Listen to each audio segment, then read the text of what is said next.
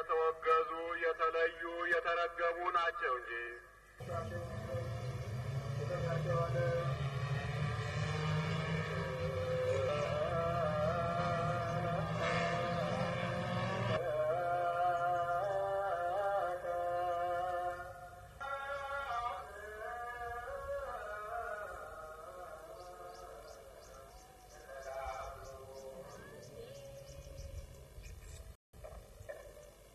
በቅዱስ ገብርኤል ሰላምታ ሰላም እንልሻለን። በሐሳብሽ ድንግል ነሽ፣ በሥጋሽም ድንግል ነሽ።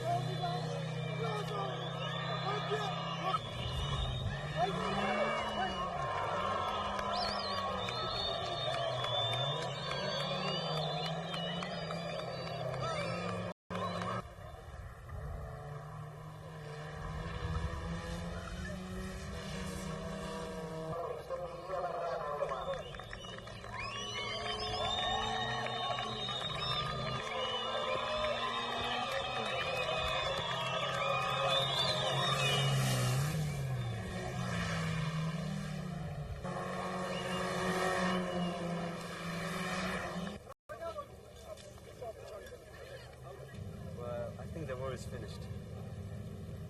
Yeah, I think we're like celebrating because the war is finished.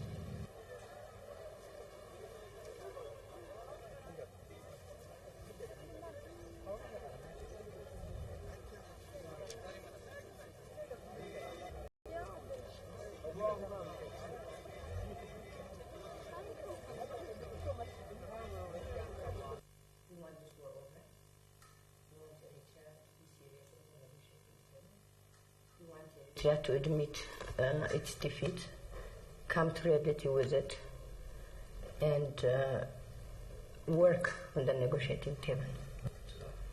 Well, what we've said many times, when we recognized Eritrean independence in 1993, and we were the first country to recognize it, and we were the first country also to facilitate Eritrean referendum, Eritrea had ports there. It's not like the ports showed up yesterday. When we gave up Eritrea, we knew we were giving up the ports. Why? Because for us, independence of Eritrea is a matter of principle. It was a matter of principle then, it's a matter of principle today. Secondly, we do not believe fighting for any ports or any other thing. We rather believe in working with cooperation. Eritrea has as much interest for Ethiopia to use its ports as much as Ethiopia has interest for using Eritrean ports. የምንለቃቸውን አካባቢዎች በአካል የሚቆጣጠርበት አስተማማኝ ስምምነት መኖር አለበት። አለበለዚያም እንደዚህ አይነት ስራ ለመስራት የሚቸግረው ከሆነ ኢትዮጵያ ይሄን ስራ እንድትሰራ መጠየቅ ይኖርበታል።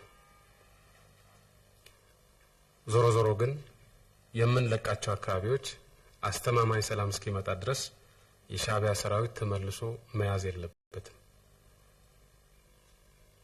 አንደኛውና ዋነኛው ነጥብ ከደህንነት አኳያ እያነሳን ያለነው ይሄን ነው።